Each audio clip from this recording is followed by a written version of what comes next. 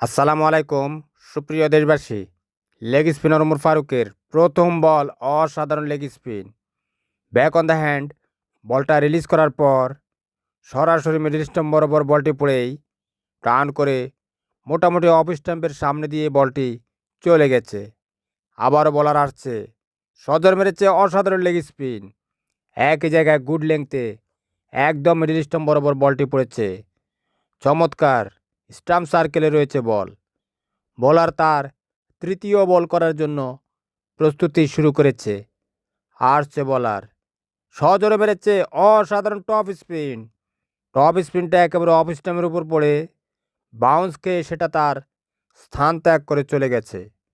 Bowler Omar Faruk তার চতুর্থ বল করার জন্য প্রস্তুতি শুরু করে দিয়েছে।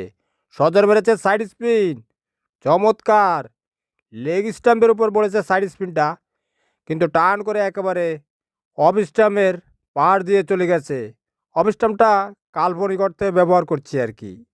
বোলার ওমর ফারুক পঞ্চম এবং শেষ বল করবে। সজর মেরেছে স্লাইডার, চমৎকার জায়গায় পড়েছে একদম মিডল স্টাম্প